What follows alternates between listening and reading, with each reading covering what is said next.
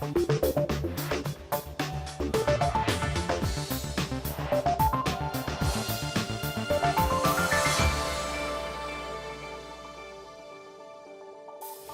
and welcome to the programme. I'm Nima Abouardi. This week Dubai is hosting Cityscape, which is where developers showcase their plans for the region. Now it's a far cry from the high-end glitz and glamour of the boom years, and we'll be finding out if there's an appetite for the real and growing demand for affordable housing. Also coming up this week, Mecca makeover. How will plans to renovate the holy city go down with pilgrims? Debt dangers, Gulf companies paying the price for global turmoil. Party politics, how do the results of Bahrain's election affect the island's stability and economy? And the border bounce, Lebanon's tourist industry feels the pain from Syria's unrest.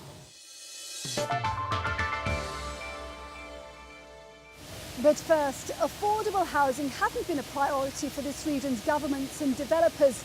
But a study has shown that millions of these low-cost homes are needed now. So what can be done to solve the problem? Well, Simon Atkinson has been finding out. For millions of people across the Middle East, this is home. From rural villages to the outer suburbs of huge cities, families on low incomes live in places like this because it's all they can afford. And even where low-cost homes are built, demand is far outstripping supply in a region with a population growing at about twice the global average. There are long waiting lists for people to live here. So it just Mesa advises Middle East governments and firms how to improve access to affordable housing, but says it's an issue that's only just beginning to be taken seriously.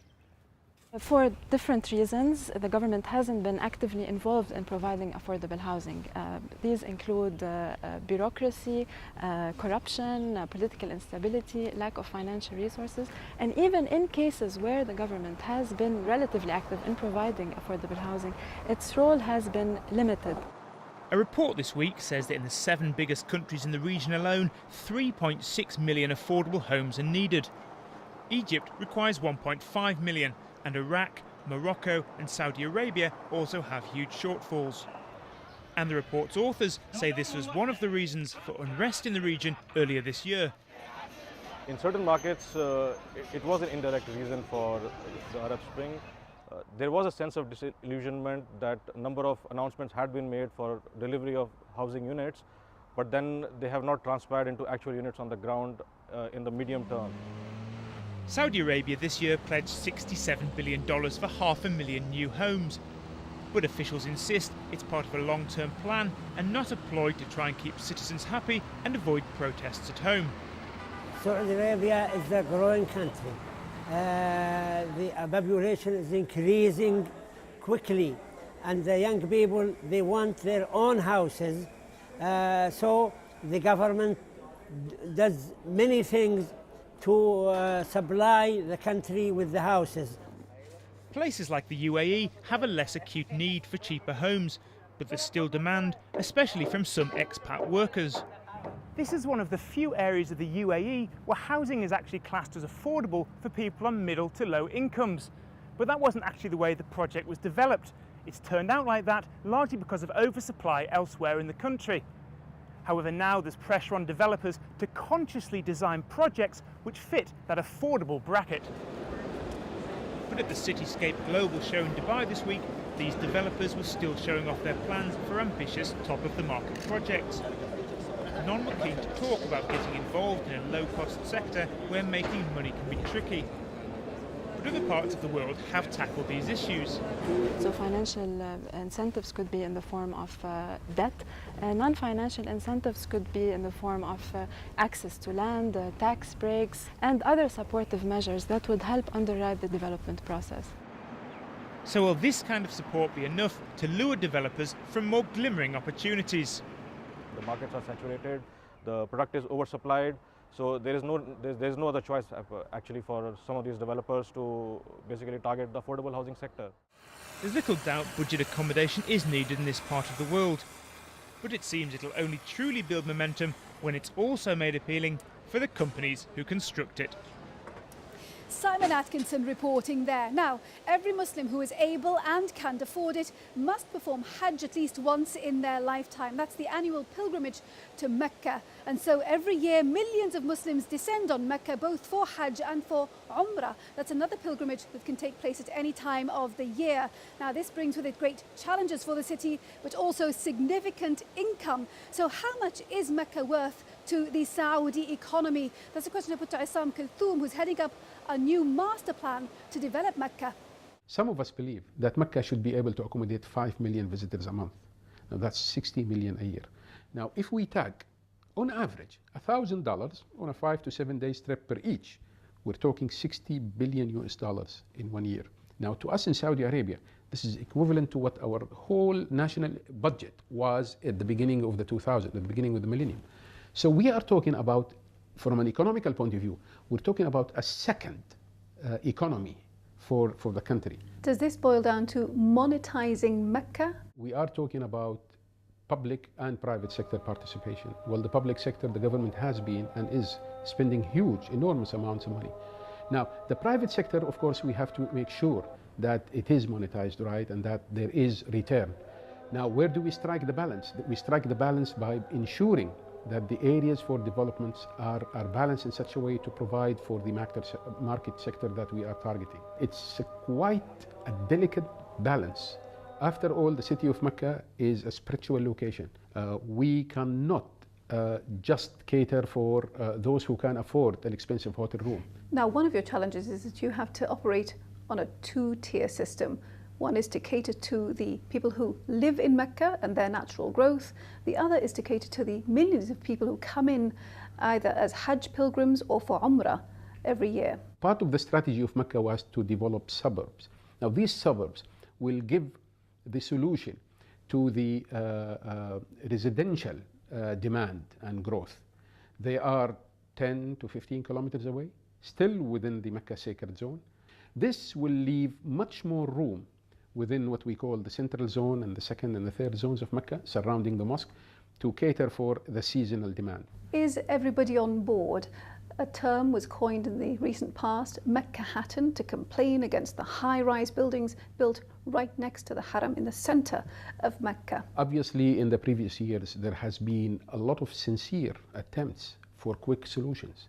With hindsight right now, they don't look like they were the perfect solutions. Now, 10 years ago, there wasn't enough decent accommodation capacity in the proximity of Al-Haram. And hence, we've seen some of the towers that were approved then. I tell you that a lot of the stakeholders and people in charge, right now, they would not make the same decision. But at that time, it was the right decision. And to prove the point is, take away the current infrastructure and superstructures that are around Al-Haram. There will be a huge crisis in Mecca. But we cannot continue building tall buildings around Al-Haram forever. And we shouldn't do that. And we're not. Issam Kulthum of Bawabit Mecca speaking to me earlier. Now, gone are the times when Gulf nations believed that they were immune to the fallout from global economic turmoil. These days, problems in the US and Europe mean that companies here in the Gulf are finding it more difficult to roll over their debt, as Philip Hampshire has been finding out. Dubai's Creek has made it a trading hub for generations. Doing business internationally and welcoming cargo from around the region are what allowed the country to engage in its phenomenal boom of the last decade. But tying itself into the global economy has also caused problems. Heavy investment led to high debt levels for its top businesses. Now, just as those companies have renegotiated payments, they may find themselves in choppy waters once again. Recent comments by the IMF about the strength of the American and European economies has caused increased investor nervousness about trading countries that rely heavily on debt. Now, Dubai-based corporations have already managed a large amount of restructuring, but in the next couple of years, around $90 billion once again becomes due. And that's got investors asking the question, could there be a second debt-related downturn for Dubai? Capital markets conditions have deteriorated over the last couple of weeks following the uncertainties that we've seen in Europe on the sovereign side. You know, it's going to be challenging for these companies to roll over debt when it falls due in the next year or two.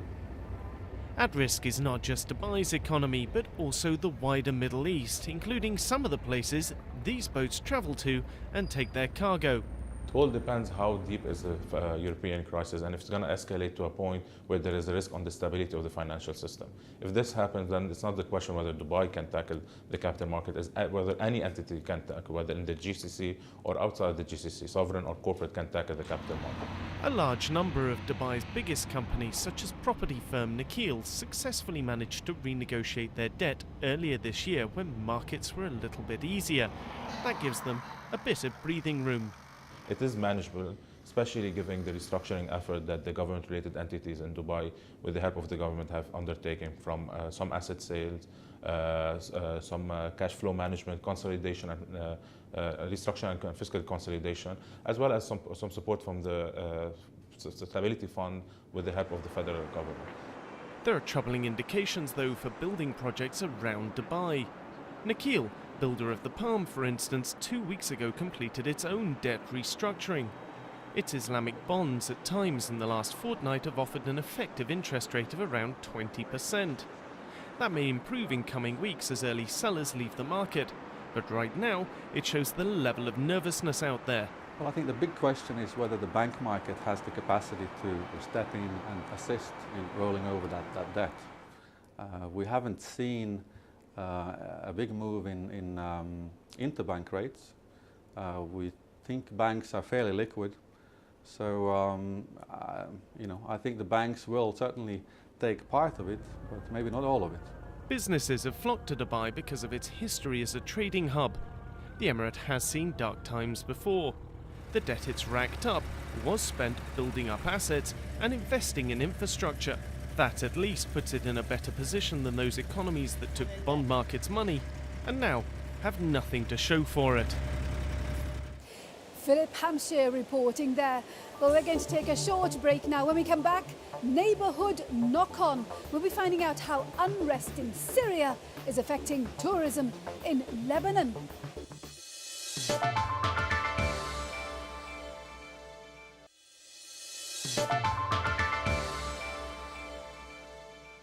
Welcome back to the programme. I'm Nima Abu-Wardi. Now, it's been election week in parts of the Gulf, including in Bahrain, where parliamentary seats were up for grabs after 18 opposition MPs resigned in protest over the government's handling of pro-democracy demonstrations in the kingdom. So what was the outcome of the vote? That's a question I put to Mustafa Al-Ani from the Gulf Research Centre. I think that what happened in Bahrain, the election was legal. And we can see that if the government figure is 51% of the eligible voter involved in this election, it's very high compared to other countries in the region. So the question of legitimacy, whether the opposition going to accept this election as legitimate, and the outside world as well. But I think that the Bahrainian issue is postponed. We think that there is pressure will emerge again in Bahrain, and the issue is not finished. So what next for Bahrain? They want to place Bahrain on the globalized economy, and there's a lot, they achieve a lot in this sense. But the question of internal security again is a major issue. The political stability is a major issue. Bahrain always have a history of Iranian interference.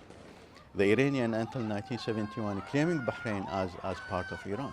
So the economic prosperity, yes, this is the plan of the government, but you cannot achieve economic prosperity or globalization, globalizing the economy, without political stability and security. Now, voter turnout was 51% in Bahrain. That's very good for this region. However, here in the UAE, you had federal national elections and 28% of people turned out. Why? I think the problem is not everybody interested in politics in UAE. And this is a major issue here. It's not the fault of the government, absolutely not. Now, another thing that happened this week was that women have been promised that they'll be able to participate in upcoming municipal elections in Saudi Arabia and become fully fledged members of the Shura Council. What do you make of that? The king is leading the reform, and he's swimming against the current. One has to understand the nature of the Saudi society. We have a large sector of the society opposing reform. So this is a major move, actually. The king start to take decisions.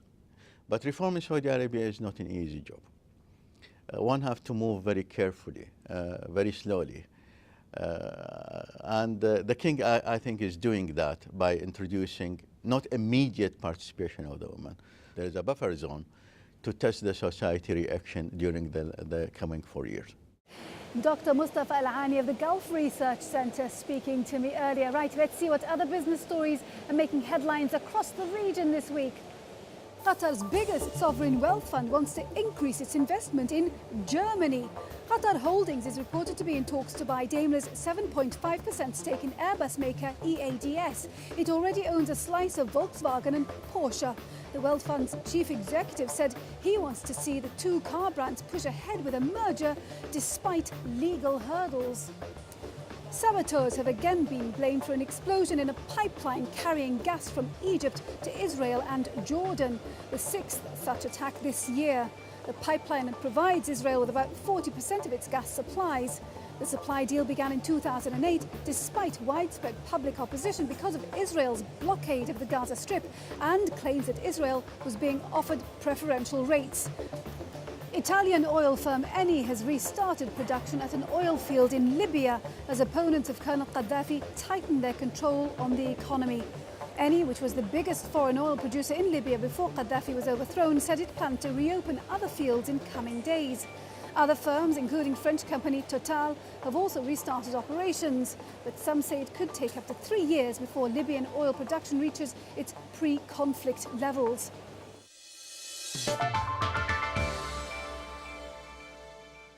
The Syrian uprising is now into its 7th month, and the impact of the pro-democracy demonstrations and the government clampdowns isn't just restricted to Syria. For neighbouring Lebanon, it's having a knock-on effect on its tourism industry, as Howard Johnson now reports from Beirut. The protests in Syria against President Bashar al-Assad have been going on now for more than 6 months. The UN estimates more than 2,600 people have been killed, hundreds more injured, and thousands under arrest. But the impact of the uprising is being felt beyond the country's borders. Neighbouring Lebanon has seen a significant decline in tourists entering the country through Syria.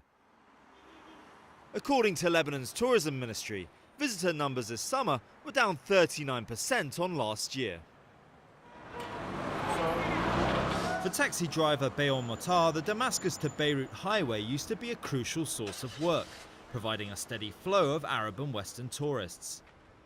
But he says in recent months the work has dried up.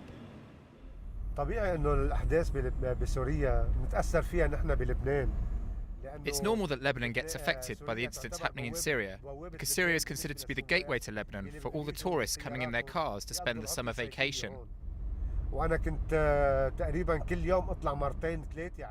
I used to go daily 2 or 3 times to the Syrian borders to bring tourists and spend a week, 10 days or even a month with them. This is how I used to make my profit. But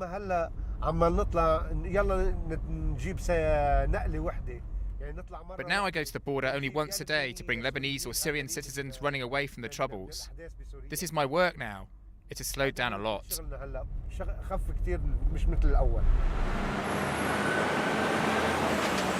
That story of hard times is repeated in roadside businesses along the arterial road. So I've stopped at a service station on the Damascus-Beirut highway, about 20 kilometres from the border with Syria. Now the management here say they've seen a notable decline in the number of Gulf state tourists, with overall numbers of tourists down by at least 60%.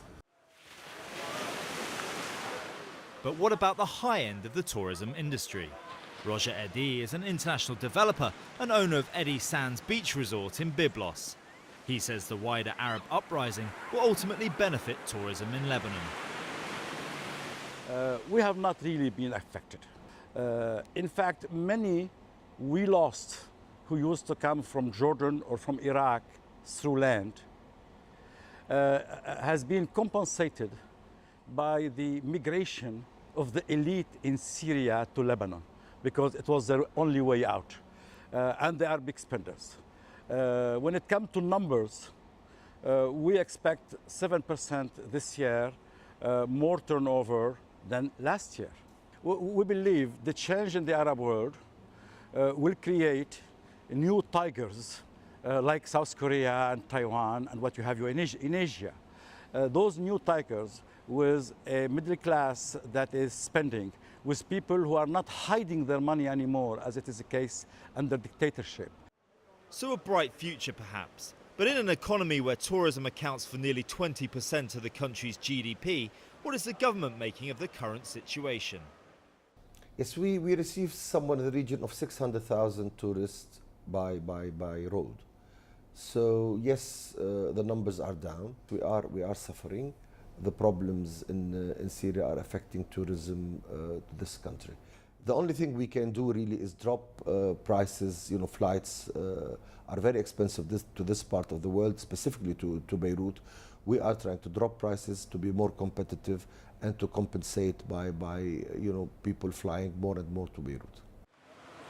So it's perhaps ironic that despite a period of relative stability in the country, the success of Lebanon's tourism for now remains firmly in Syrian hands. Howard Johnson reporting from Beirut there. I do hope you've enjoyed our programme. Our time is very nearly up, but before we go, let's see how the region's main markets finished the week. And remember, we'd love to hear from you. Our email address is middleeastbiz@bbc.co.uk.